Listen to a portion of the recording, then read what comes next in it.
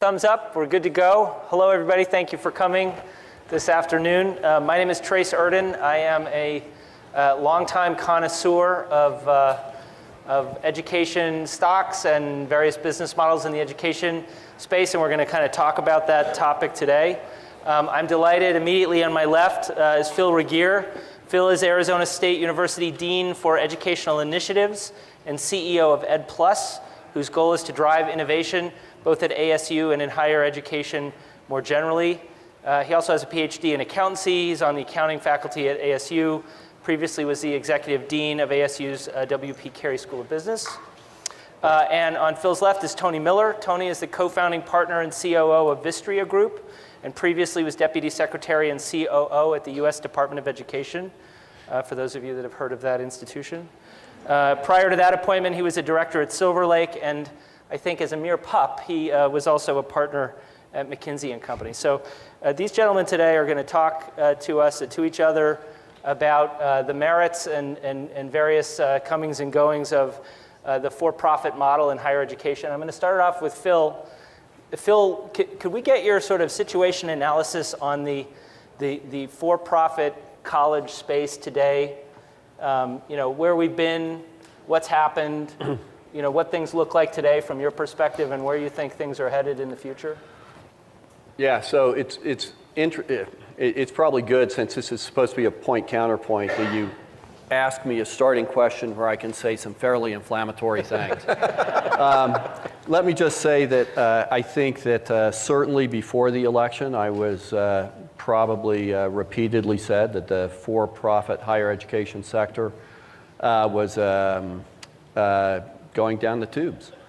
And the situation since the election has been somewhat different. If you look at the share prices, some of the for-profit higher education companies have recovered a bit, probably because they know they're going to be facing less onerous regulation. But still, if you look at what's actually occurred in the for-profit higher education sector over the past several months, it's interesting. You've had some of the players go out of business completely, starting with Corinthian last year and leaving the Department of Education with a huge problem on its hand in terms of repayment of student loans. You had the interesting, I don't know another way to describe it, deal between Purdue and Kaplan announced last week. And I think that you'll continue to see a shrinkage in the higher education space, not to mention University of Phoenix going private for once again. And so I would describe what's going on in the for-profit education, higher education space. And by the way, I'm talking about universities and colleges. I'm not talking about for-profit products and vendors to higher education. But I think colleges and universities, we're seeing a contraction. I think that's obvious. I think it will continue. And I think that public and private universities will get smarter about delivering to a set of students that the for-profits not just justifiably, but they walked into a vacuum that public and private universities weren't serving in the 90s and the early part of this century. And they tried to serve that market. Now, whether they did that successfully or not, we can have a lot of discussion about, but that's kind of a high-level view of my view of the high for-profit education sector at this point. But why, so you've described their decline, but what do you see as the reason for that? Is there something systemic that just sort of has doomed this sector, or why do you think that's happened? Has it been guys like ASU that have come on and created competitive pressures? I wish. The fact is we have 25,000 students fully online at ASU, and at its peak, University of Phoenix had 350,000, right? So and now they have something like 150,000, and I might be off by 25,000. But the fact is there's no way that public and private universities have absorbed the demand that was previously, have absorbed the demand that was previously being met by the for-profits. I think that there are some systemic failures that people recognize in the for-profit sector. Number one, while only about 13% of the students in the US in higher education are enrolled in the for-profit sector, they account for 1/3 of the student loans and 50% of the default rate on those loans. That is lousy. Secondly, they have a poor record. Now, granted, and you have to understand, I'm completely sympathetic to this idea that 6-year graduation rates are not the right way to figure out whether for-profit universities are successful or not successful. And the reason is because so many of the students coming into for-profits are transfer students, and 6-year graduation rates typically only apply to first-time freshmen. And so, but the number of students that have actually graduated from for-profits, given the number of students that they've taken in, is pathetic. And at the end of the day, student success has to be measured around delivery of a credential, and that credential is typically an undergraduate degree. And so until for-profits begin graduating more students with that credential, rather than simply marketing to the students, getting them to take 5 or 6 courses, loading them up on debt, and then not being concerned about whether they complete or not. In other words, if they aren't focused on student success, then it is a systemic issue with for-profits, and I think that's part of the reason and part of the thing that's led to the decline. It really started around the visibility that Congress was putting on the success of for-profits going back to about 2011, 2012. Okay. So Tony, same question to you. Do you, what's your assessment of the situation and sort of the systemic challenges facing the sector?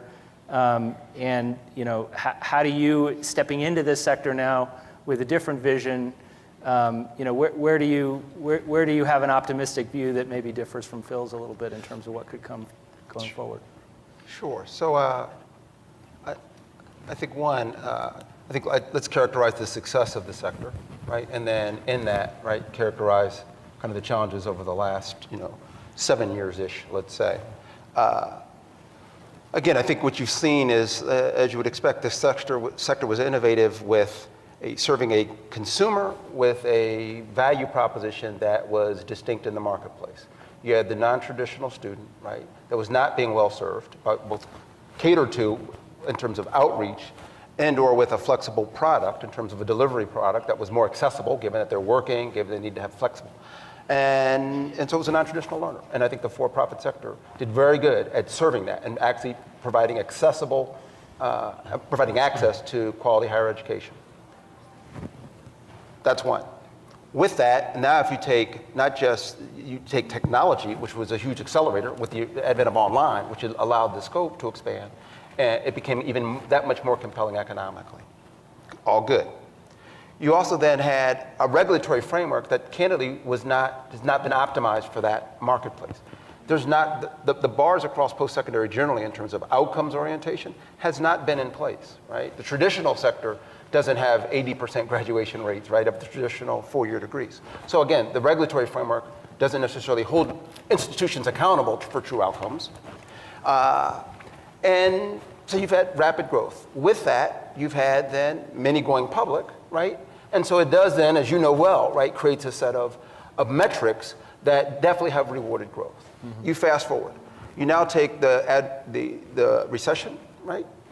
And we all know that education is countercyclical generally, and so you still have continued growth that coincided at a time then with a regulatory intervention to put outcomes in place. And you had, if you will, a perfect storm that confronted the sector. So now you say, wow, I'm at the peak. I've got my valuation, my set of incentives really still geared towards growth. I'm not doing anything inappropriate, not to say there aren't bad actors. I'm not trying to be apologist for the bad actors. But the tools in place to really focus on outcomes have not been honed, and it has not been the orientation. And the regulatory framework, frankly, there's some inconsistencies. Having been part of that, recognizing all that, we think it's appropriate to put accountability in place for outcomes. Well, now you take over the last 7 years, what have you had? You've had the perceived almost existential threat, right, from a regulatory standpoint, that's all consuming. You've had declining enrollment, so now you have to rationalize your business model.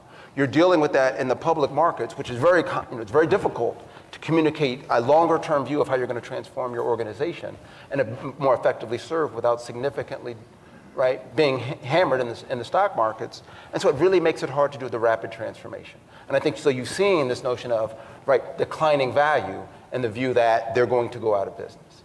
I would say, and hence our view, right, which we saw the potential in the University of Phoenix and its parent company, Apollo Education Group, back in 2016, well before the election. So this was not a bet on the outcome of the election, to be sure, right? And it was, do you have an institution of scale right, that is committed to a transformation, committed to a vision of student outcomes and student success, that you can clearly see the economic benefits of that if you can achieve that. And what's the right environment to do that in? And we would say clearly in a private environment, right, it allows you to align incentives, have a longer term view, right, to focus, they were a compliant organization to bring ever more dedication to compliance and ethical behaviors so that you get out of the regulatory crosshairs and you really can then invest in student outcomes and I think be a winner in the space. I think other institutions, right, have that capability but are constrained by their capital structures, by the long time it does take, because it does require real innovation. And I think, as we'll talk about, I think that some of the strengths of the sector, right, that people have said have been prone to abuse, right, incentives only towards growth, when you change those incentives, there are going to be advantages relative to those that can't align those advantages, deploy capital, and move as rapidly. So I actually think the sector is not doomed to failure. So you described sort of the kind of the specific needs and opportunities for for fixing the University of Phoenix, but then I think you kind of alluded to the idea that there was something beyond that. I mean, is there a need, is there a role that's unique to private market-funded education models? Yeah. Do you need to have for-profit schools in the marketplace? Do they make the overall higher education marketplace better? In my view, yes, right? And I say that recognizing that I think, as we've seen, this notion of for-profit, not-for-profit, right, is an easy characterization, but it's actually, if you think about the actual practices, it's much more of a spectrum. You can think about commercially minded, if you will, good management practices, disciplines, right, that become this gray area that's like, you could be for-profit or not-for-profit, but you can operate, kind of similar.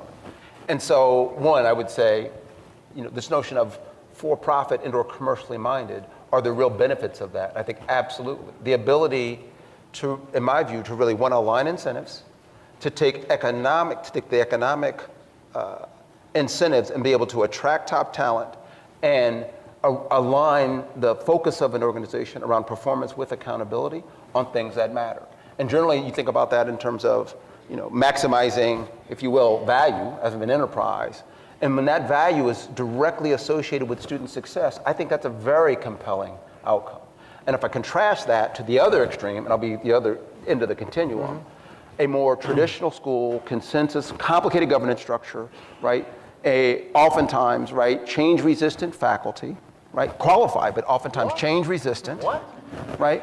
With a financial structure that's very complicated, that it's hard to get that level of nimbleness and innovation, right? And so even if they say, yeah, we really would like to have better outcomes, it's not clear that you could actually achieve it in the same time horizon. So I think the role that the for-profit and the commercially minded sector plays is quite important. Okay. So if This is the dean of nimbleness and innovation. No, well, I wouldn't go that far. But I would say that, I think that the world Tony describes is a good one, and that there would be a place for the for-profit higher education sector industry, but I haven't actually seen it.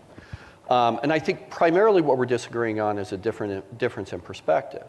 You can say, well, I mean, we want to ignore the bad actors, but the fact is the for-profit higher education sector was full of bad actors. And I'm not, just by the number of universities, I would argue that most of the companies in that sector were bad actors. They were focused on profit rather than on student success. Now, I'm not talking about University of Phoenix. I'm not talking about DeVry. I'm not talking about Kaplan, but there are a whole lot of other companies I could name that I am talking about. And they enrolled a large number of students. They did very badly with outcomes, and they were not focused on student success overall. And so I agree with Tony to the extent that if a for-profit company could be nimble, could focus, could bring their resources, and would focus on student success rather than an overweening focus on ROI, I think they'd have a place in the education sector. I just haven't seen it. On the contrary, there are a few public and private universities that are focusing, and by the way, I understand the criticisms of public and private universities, but they're going to be around in another 100 years, and they're going to be around another 150 or 200 years. They've been around for 400 years. There's no reason why they're going to go out of business anytime soon. They'll have to change and they'll have to respond to the times, and that's a very difficult thing to do. But at their core, they're focused on knowledge creation, on the transmission of knowledge, and on making students successful. Most faculty, while they have difficulty getting their arms around online education and learning, and they appear to be Luddites, they're also very committed to making students successful in the long term, and I think that's an important differentiator. Well, is there I think then, successful is a pretty open-ended term, right? Mm-hmm. So, do traditional universities need to be more specific about what that success looks like? Are they prepared to be measured in what success looks like? Do you agree with Tony that there should be something like a more consistent regulatory framework around outcomes across all institutions of higher learning? It's hard for me to come out and say, yeah, I'm really pro-regulation. Because Goldie's in the audience here somewhere waiting to write that down. No. I do think that there are certain things, like I'm an accountant by training. My PhD is in accounting, and I spent a long time worrying about financial performance of companies. And so when I got into this role, I would pore over the 10Ks of for-profit education companies, and I think there are some disclosures that should be made and need to be made so that people can really figure out. You can have lofty vision statements, but at the end of the day, you need to figure out if you're achieving those statements.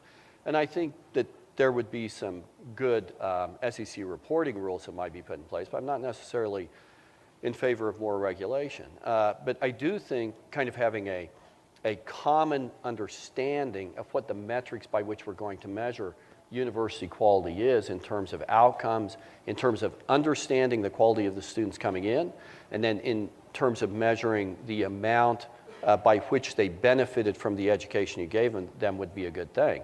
It's just that that's all very hard to measure, and there's a lot of disagreement about how to do it. So in the vacuum that exists, because we don't have the will to figure out how to do that, we measure outcomes by things like 6-year graduation rates.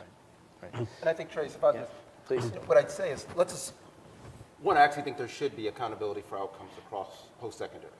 Right? That's one. Happy to say that. Two, I think while that does not exist, I actually think in that is going to be the rebirth of the for-profit sector. Because they will, in fact, this is what the sector does. They will adjust, right, their business models over time to a set of outcomes, right? They will have to rationalize against. There are inconsistencies, for those of you familiar, right? There's issues of, the 90-10 and things that are constraints on all the different ways, right, that you might adjust your business model to serve a disadvantaged population that I still would argue traditional higher ed doesn't rapidly embrace, right? I would still argue that. Community colleges, yes. Traditional four-year institutions, no, right? If you think about all the online programs, right, which we are big fans of the innovation, right? Wiley, Pearson, 2U, right? What do they stand up? Master's degree programs, right, for the professional student. They're not serving the 27 to 33-year-old working full-time mother, right? And so who is trying to complete an undergraduate degree. And so to think we're getting the innovation from the by and large public and private sector, serving that student profile that does have more risk, that does need more student supports, that it is a higher cost to serve. Without an accountability framework, to think that the traditional sector is going to serve that population well, I'm not convinced.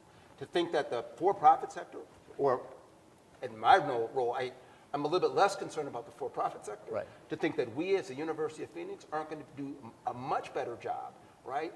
Again, being private, being aligned with what we're trying to do, serving that population well and distinguishing ourselves based on student success, I think yes. So Tony, drilling down a little bit into University of Phoenix. So you're coming into University of Phoenix and you described sort of some of the things that being private can allow you to do versus being in the public markets. But when you step into this sort of new responsibility, looking over this institution, I know you're not doing this alone, but what are the practices that you saw in your role in the department that you want to take great care to make sure are not happening in an institution you're associated with? And then by the same token, what are the things that you see University of Phoenix doing or have, that they've been doing since they faced this pressure that need to be encouraged and developed and maybe represent some of those innovations that you're describing that still have yet to come to the traditional sector? Sure. I think, We have to get back to that in a minute, by the way. Okay, So we go will. ahead. We will. Go ahead. so again, well, the language you've consistently used is to accelerate, enhance things that were already underway. So I think it's important. Not only do we have a team, right? We've got Peter Cohen, who's, is on his, a week ago yesterday, right? So we've got new leadership in place that's building on the leadership of Tim Slotto. But it really was a continuation of things that were already in place that perhaps was not, those things weren't fully appreciated, right? By the broad marketplace, by the regulators and others, those more informed, I think, had that point of view. So with that, what are some of those things? It is, frankly, being responsible marketers, right? The industry has gotten in trouble by being overly aggressive on their marketing practices, right? And or creating incentives, right, that drive that, even if that wasn't the intent. And it's, again, it's oftentimes to fuel a growth imperative. And I think what the University of Phoenix has already started to do, right? Before we're only 99 days of owners, right? But this goes back, well before. That says, no, we are going to be less focused on over-aggressive marketing. We're going to have a more student-centered approach and be sure that we're getting students who are informed, are thinking about the cost of the program, how they think about this in the context of a career, and not just offering any program that they might be attracted to, but what makes sense for the student. And the partners that we use in terms of our marketing and outreach are going to be responsible partners, and we're not just going to fuel a bunch of non-discriminating kind of sources of inquiries and just to convert them into a potential enrollee. So I start with this notion of not having overly aggressive marketing practices, which I think is paramount, right? And I think that's been the real ridicule of the Senator Durbins of the world, right, and the Blumenthals and the Warrens of the world, who've been most critical of the industry. It's been because they think they've been overly aggressive in their marketing practice, frankly abusive. Not going to do that, and that's just building on what's already been in place, and we're going to rededicate ourselves to do that. At the end of the day, there's a difficult problem. I'm putting myself in your shoes. Please. I think at the end of the day, there's a difficult problem that a good actor in this sector faces, which is what people are going to want to know is what's the return on my tuition investment? And part of the difficulty with the sector as a whole has been in being able to show the long-time career advantages of getting a degree from these places. And I think that's something, again, that will be a difficult thing to overcome. Employers are going to have to respect a degree from University of Phoenix in the same way that they respect a degree from University of Missouri, for example. And I think, just building up on that, another thing that we're going to do, right? I think we have almost 1 million alumni, right? And so it's this notion of, well, do employers respect it, right? And it's like, we have actual evidence, right? We don't have to just make an assertion. We can actually point to tens of thousands of graduates who've had the benefit of degree, and you see that play out in the marketplace. That is an asset that we can invest behind, and it's going to be very effective, right? Not just in supporting our students, because I think that's our core mission that I'll come back to, but also as they transition into the workplace and then engage with employers. That's a unique asset that we have that we think we can build upon. But to your point, this notion of getting a return on your education investment, at its core, it starts with graduation, right? And the reality is, this troubled population, if you will, from an academic performance, financial, time management issue, I characterize it that, not in terms of the individual, it's not intrinsic, but in their circumstances, those factors often conspire, and so they don't graduate at high rates. And you see single-digit graduation rates in some community college in urban markets. So again, this is not always about the institution. It is a lot to do with that troubled population. But if you choose to serve it, you have to serve them well. And that being well is get them to graduate. What we believe we can do is leverage the scale of the University of Phoenix, leverage the infrastructure of the University of Phoenix to really bring a rapid cycle research, a test and learn methodology that says we can actually be an engine of serial ongoing innovation. Right? This is not like there are 3 things, and if only we knew those 3 things to do, we can get that student population to progress at a tremendous rate. The answer to that is no. It truly is going to require innovation. And if you think about our scale, our ability to leverage our infrastructure and our financial investment, that's how we think we can, one, really serve that student well. And again, I think that is what we see in the potential of the University of Phoenix. And again, some of that groundwork has already been laid, but we think we can significantly enhance it. Phil, do you, for as innovative as ASU has been? Do you feel like you're still not serving that audience that Tony describes as well as you could be? No, I think we're trying to do a good job here. And so just a little bit of background in terms of ASU. We have a student demographic population that actually reflects the state in which we are headquartered, with the state of Arizona. So if X number of people in Arizona are below the poverty rate, X number of our students come from families below the poverty rate. If X number of our population are Latino, Latina, X number of our students are as well. And so we've done a good job at actually reflecting the population of the state in which we reside. Now here's where we have not succeeded yet. And that is, we have a goal at ASU of making the best predictor of whether a student graduates not be their parent's zip code. And we aren't there yet, okay? So the fact is, students from low socioeconomic zip codes still don't graduate at the same rate as students from North Scottsdale. We want to fix that, though, and we have a number of programs in place. There's nothing inherent in the public and private, I feel a little funny here saying this. The fact is there's nothing inherent in the public and private school model that doesn't allow the same issues that Tony's trying to address in the for-profit sector to be addressed. And I think that we're doing a good job of addressing those things at scale. Yesterday, as an example of an innovation, and by the way, I just want to say something. I learned a tremendous amount from University of Phoenix when I was undergraduate dean and executive dean of the School of Business 15, 20 years ago. You know, we are ground zero for University of Phoenix being in Phoenix, and we learned about putting campuses where students actually live rather than making them come in. We learned about evening classes. We learned about a lot of innovations that came out of the University of Phoenix. But there's no reason why public and private universities can't absorb many of those things and move ahead. So let me tell you, I missed the conference yesterday because we were, Howard Schultz was giving the commencement address for graduation at ASU.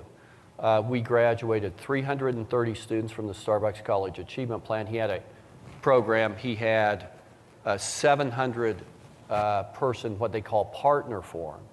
And people were coming from all over the country to sit down with Howard and tell them their story about how healthcare benefits had affected them, but particularly about how an educational benefit that we worked together with Starbucks so that any of their employees can graduate with no out-of-pocket tuition costs has changed their lives.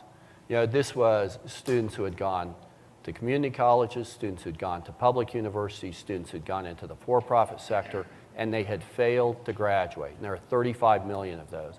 I think that we have a dual challenge. Public and private universities have to become more nimble, I understand that, and innovate more. And I think the for-profit sector has to be very focused on something that we feel that's at our core, which is student success, and rather than slick marketing that allows a return to be made, and maybe some people graduate and some people don't. So, but I mean, you know, that is a program worth holding up and celebrating. But to Tony's point about, you know, about a for-profit model and scale, I mean, isn't it, you know, are you prepared to do that times 10? I mean, is ASU prepared to sort of do 10 more Starbucks and scale its programs up? And is that, you know, or... And so we think there's something emerging called a national scale university, right? The U.S. has gone through successive waves of college and university evolution, going back to the kind of Roman academies, or Greek academies, Amherst and Williams and Wesleyan and Harvards that were originally established in the 18th century. The rise of the state institutions with North Carolina and University of Virginia. The land-grant institutions that came in with the passage of the Morrill Act in 1862, and then the development of the modern research university with Johns Hopkins as the exemplar in the late 19th and early 20th century. So I'm sorry, but modern research universities don't look anything like the Greek academies. The Greek academies still exist. State universities still exist. Land-grant universities still exist. And universities evolve. And the question is, what does a national scale university look like? And we think that Purdue, we are no longer, by the way, the only kind of entrant in this market.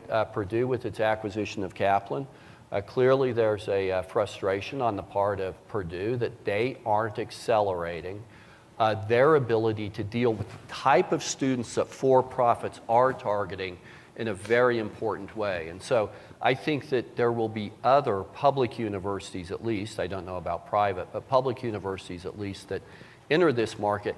And frankly, you don't need a lot. You need 5 or 8 or 9 universities at a scale of 200,000 students, and that's our aspiration, 100,000 on ground, 100,000 or on campus, 100,000 in digital immersion modalities, in order to really move the needle on adult degree completion in this country. Okay, so I know Phil wants to talk more about Kaplan, Purdue. So maybe let's shift to that, and maybe Tony ask you to talk about Tony can talk first. Yeah. So what are your impressions of that deal? What do you make of that? Do you think there are going to be more of those? Your former colleagues in the Department of Education have reacted in various ways. So tell us what your view is on that. And the faculty at Purdue have reacted in various ways too. So. Which I think is telling, right? So I think there's different facets that I think are telling. So one, I mean, I actually think it's good, right? So okay. Good, bad. I think good. I'm on the. You're on the good side, right? And I think, and so, just being simple, I think it's good for students. I think as a country, we need to more innovation and do a better job of serving this adult learner. The number of working adults who don't have a degree, and the evidence, right, is pretty compelling still today that you need a post-secondary degree skill set certificate, right, and that is highly correlated. Now, what you study is very, very relevant, right? And so we know that 44% of people with a bachelor's out-earn people with masters, right? 30% of people with associates out-earn people with bachelors, right? So what you study matters. So that said, acquiring that additional knowledge and skill set is critical. Having delivery systems and models that serve the adult learner, who again, the traditional system doesn't typically serve well, right? Especially like the R1s, like the Purdue's. And frankly, the community colleges, which has the capacity, the variability, right, is tremendous, right? And the level of capability is also great. So I actually think they're well positioned, but not always well resourced. And so you take an institution like Purdue and you say their ability to serve that population, right, I think is good. I think it's good for student outcomes. And I'll liken it to, candidly, my own personal view of, what have been one of the benefits of MOOCs, right? The whole MOOC phenomena. It's legitimized online learning for traditional schools, right? One of the biggest phenomenals they had where the debate 10 years ago was, online is terrible, right? And then you had MOOCs arise and kind of in partnerships with leading professors, and it's like, this is a great way to provide quality education to the masses. Right. And so in a very short period of time, it redefined our view of online education. I could imagine the ASUs and the Purdue's, the role that they're playing, SNHUs, are redefining, right, the importance of serving this student population in a high quality way. I think that's good. I don't think it can happen. I think it's much more difficult to happen organically, right? Be able to launch a major effort to serve that is hard to do. And for a whole host of, you're transferring students in. We were having conversations here earlier this week. You're transferring students in. You have to allow for where they're coming in, which credits they have, right? How does that map to which programs? And so your ability to kind of just tip your toe in the water is hard to do. And so I think scale does matter. And so kind of Purdue in combination and collaboration with Kaplan, being able to enter this at scale, I think is unique, which by definition makes it more difficult to scale. But I do think you're getting kind of the intent, the brand, and the commitment of what a prestigious, land-grant university, right, can bring, combined with Kaplan's capability. That, there'll be things to work out, but I actually think it's good for the overall sector. What do you think, Phil? Good or bad? Oh yeah, no, I agree. I think it's good for the overall sector, and I agree it's good for many of the same reasons that Tony articulated. Number one, but in my mind, number one, there's an articulation implicit here that Purdue is going to return to the purpose of a public university. Public universities, land-grant universities developed under the Morrill Act were meant to serve the sons and daughters of factory workers and farmers, people who toil. That is the purpose of public universities, and Purdue is returning to that, and I think it's good. I think that it's the reason I said it was interesting is it's a great experiment that we haven't seen yet, which is we're going to take a leading for-profit university and bolt it on to a public university and see what we can do with that. We chose a different path at ASU, which is not to create a bolt-on, but which is to make the online portion of our university absolutely intertwined and dependent upon what happens. Sorry. That's okay. My book was blank. And absolutely dependent upon the faculty that are teaching our current students. And so when you get a degree in history from ASU online, you get a degree in history. It happens to be delivered through a different modality. And our faculty have embraced this challenge. So, and I'm going to get back to Purdue, but I'll give you an example. I do think that one difficulty public universities have had is in slotting their faculty in particular ways. And what we did that's different is actually empowering our faculty. The fact is faculty want to have as large an impact as possible, and technology allows their impact to be multiplied 10 times. So instead of touching 120 students a year, if you develop the right teaching and learning courses in online modalities or in Global Freshman Academy or other ways, you can teach 1,200 students a year. And so it amplifies their impact. And as a result, a faculty that, you know, a world-class faculty in terms of grant development and NSF funding like electrical engineering came to us, us being EdPlus a couple of years ago, 3 years ago, and said, we think that we can deliver an electrical engineering program online. So we now have an ABET accredited electrical engineering program online. It has 1,100 students. The on-ground program has about 800 students. And so we have doubled the capacity of that faculty to deliver, but not by creating a parallel universe of faculty here delivering electrical education, but in leveraging what they are doing, surrounding them with technology and tools and training so that they can actually teach twice the number of students that they were capable of doing before. It will be interesting, I keep using that word, it'll be interesting to see what happens at Purdue, because the Purdue faculty are, let's just say they haven't wholeheartedly embraced this.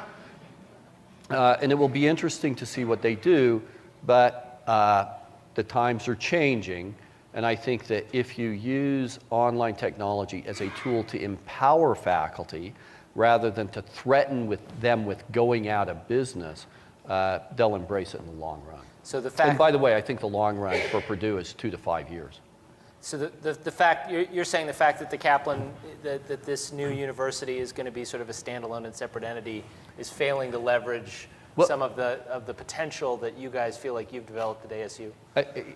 Let me just say it's a different model. And I don't know, I think it's still very early days, and I don't think, well, at least I haven't quite read yet of whether there's actually going to be a separate entity established or whether it's going to be Purdue University Online or something else. I don't know, so I can't comment. But we'll see. It's a different model, but it's clearly an attempt at returning to the ability or developing the ability to serve some of those 35 million people in the US who have some post-secondary education but haven't completed, and being responsive to them and understanding there's a tremendous waste in human capital by not serving them in a public university.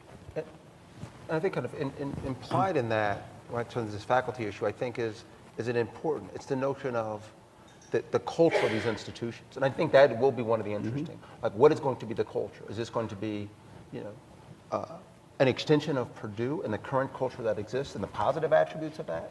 Will it be two separate cultures, right? The kind of ex-Kaplan culture, if you will, and the Purdue culture, and not good or bad, just different. And I think that's quite important. I mean, I was struck when the first time with Michael Crow, right? It's like, what's different about us? We aspire, and we see our job as judging our success by who we let in, not who we keep out, right? That simple statement of, right, we want to be an inclusive, accepting organization and see our job committed to student success. I commend, right, with ASU, that mindset. I dare say that is while maybe spoken, not always the culture in traditional publics and privates. It is geared around an exclusiveness, a selectivity of if we let you in, you deserve to be here, but you have to prove it every day. And some faculty will be caring about it, but it is oftentimes survival of the fittest.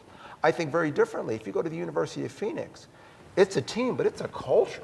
It is when you're serving a 28-year-old, right, who has struggled before, you can relate to that student, and you're coming with the mindset of not just I want them to start, but you're much more kind of naturally nurturing, caring, understanding, and you're expecting to provide support and reinforcement and coaching.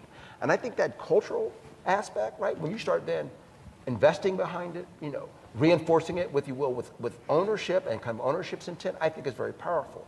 To the degree that Mitch, right, and if he can accomplish that at Purdue and bring that culture together, I think it's powerful. I think that will be one of the interesting aspects. It won't just be the mechanics and the processes. Right. It'll be the broader, as we've all said, culture can dominate strategy all the time.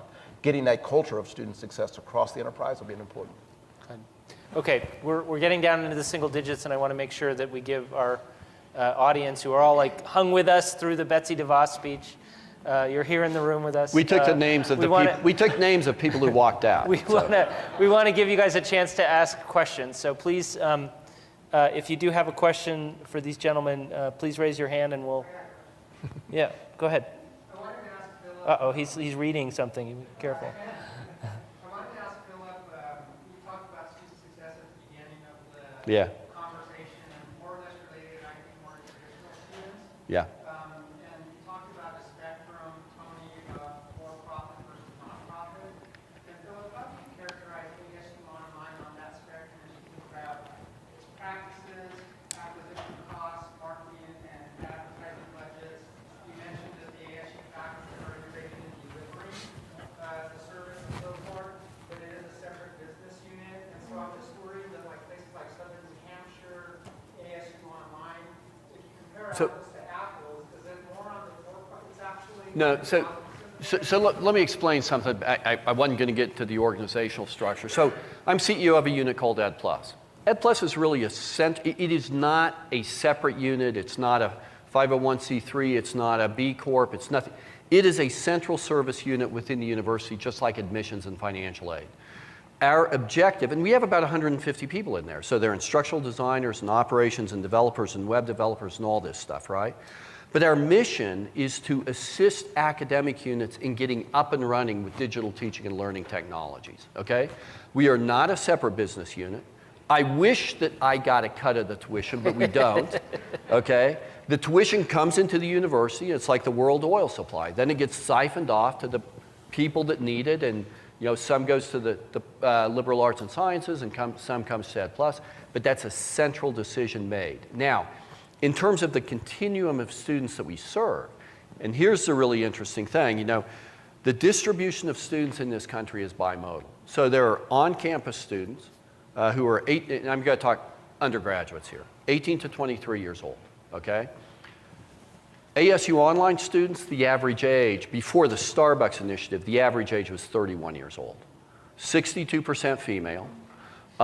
They are part of the 35 million who have some post-secondary credentials, but no degree. And so guess what? Some of these 18 to 23-year-olds, when they're 19-year-old males, they don't have it completely together, right? Their prefrontal cortex isn't fully developed, and they wake up when they're 28 and they have burned bridges back here. And they have a very hard time getting in. And so that's the population of students. We didn't start out marketing to that population, but that's the population of students that appreciates the flexibility that we can provide with online, and it knocks down a tremendous barrier to their university completion, to not have to go to a brick and mortar university, because by the time you're 28, 29, 30, you've got jobs, mortgages, kids, all the other stuff. So I think we serve a very similar population. Age is slowly coming down, probably to the for-profit sector in ASU, in the ASU online sector as well. Is that helpful? Yeah, I view a lot of the public online as more on the for-profit side of the spectrum. Yeah, I think his question is, are you a secretly for-profit institution? No, and let me explain that, okay? we create margin for the university, which gets plowed back into doing what universities need to do in this country. Okay, so we are not secretly for profit. We generate financial aid set aside for students. We generate incentives for faculty to teach those students. We create EdPlus, and there's a margin back to the university, some of which goes back into the online student population, some of which goes to research incentives, some of which goes to the on-ground population. So Phil, Tony talked about how like Wall Street, whips the schools into a frenzy to grow. How do you guys think and talk, and what's the cultural attitude towards growth at ASU, and how does that not take over everything and lead you to become a secret for-profit institution? Well, look, like how does to growth work at ASU? understand, I was executive dean of a business school. Profit is not a bad thing for me. Okay, just don't let that outside the room. But this issue of growth, how do you deal with growth? So I'll tell you what drives us isn't the need to increase our share price. What drives us is the enormity of the problem that we face in this country and globally if we don't provide increasing access and ability to deliver the highest quality education, a rigorous education to people who need it and demand it and aren't getting it now. So that's a very different motivator. I'm really not, and I know, don't look at me funny, I'm really not motivated by profit.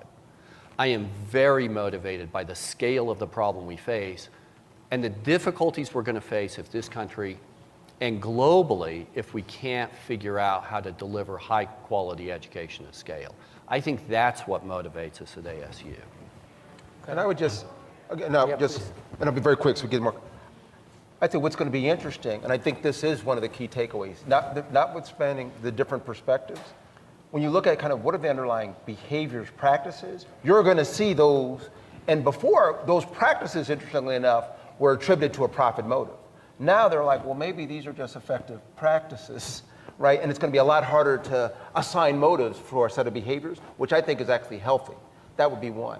I think the other thing, right, if you think, anybody's got an iPhone or a tablet, if you think kind of, the guiding them, it's only about profit, and they don't care if the product is really an innovative product that meets demand. To say that to be for profit, you can't be dedicated to a mission, I think is a fallacy, right? And so again, it's an overly simplistic characterization of for-profits and education that you can't be mission-driven. Okay, well, let's go to the back. No reading from notes, though. Quick, succinct question. Across the sectors, for-profit, not-for-profit, online, and bricks and mortar, where do you see the future of student lending, particularly government involvement in that, for these people who need it so much, given where we are right now? Wow. Yeah, there's a nice simple question. Well, here's one, I don't see it going away. I mean, first of all, I don't see federal student lending going away. That's one. My guess is you'll see more accountability, right? More institutional accountability and risk sharing, right? In terms of you'll see regulatory frameworks that provide, more accountability for for those dollars, not just from the for-profit sector. I think the next version of Higher Education Act, whenever it will be reauthorized by Congress, will preserve some kind of federal student aid, but will in fact provide incentives for more borrower responsibility, because that's one of the issues, right? Borrowers are not totally responsible with their own independent borrowing. And then institutional accountability more broadly and risk sharing to make sure that they are helpful stewards in that process.